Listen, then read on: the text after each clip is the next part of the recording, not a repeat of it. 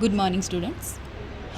આજે જે છે આપણે બીજી એક સ્લીવ શીખવાના છે જેનું નામ છે પેટલ સ્લીવ. પેટલ સ્લીવ માટે આપણે બેઝિક સ્લીવ લેવાની છે. બેઝિક સ્લીવને આપણે બ્રાઉન પેપર પર 2 વાર દોરી છે, એટલે કે એને 2 વાર માર્કિંગ કરી લીધું છે. હવે શું કરવાનું છે તો કે આ જે આપણું સેન્ટર છે ટોપનું એક બાજુ, એનાથી 1.5 થી 2 ઇંચ જેટલું આપણે સાઈડ સીમ બાજુ ખસવાનું છે.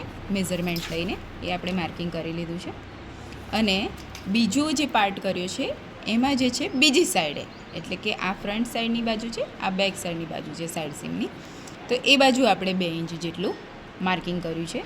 એ માર્કિંગ કર્યા બાદ જે સાઈડ સીમની બોટમ છે, આમાં આપણે જે છે નીચેનું જે એક્સ્ટ્રા લઈએ છીએ બેઝિકનું પટ્ટી વાળવા માટે, એ નથી લેવાનું. એ સિવાયનું લઈને આપણે આ માર્કિંગ કર્યું છે અને એને ફ્રેન્ચ કર્વ દ્વારા શેપ આપી દીધેલો છે આ રીતે, બરાબર છે. અને બીજી બાજુ જે છે એને આ રીતે શેપ આપી દીધું છે, બરાબર છે. એટલે આપણી આ પેટલ સ્લીવ જે છે રેડી થઈ જશે.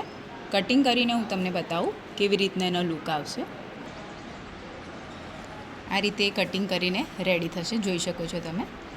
અહીંયા જે છે અમે આર્મ હોલ કઈ સાઈડથી થાય છે એ આપણે લખી લઈશું અને સેન્ટરનું ખાસ માર્કિંગ કરી લઈશું, કેમ કે જ્યારે આપણે ફેબ્રિક કટિંગ કરીશું ત્યારે આ રીતે અટેચ થશે, આ રીતે એનો લુક આવશે.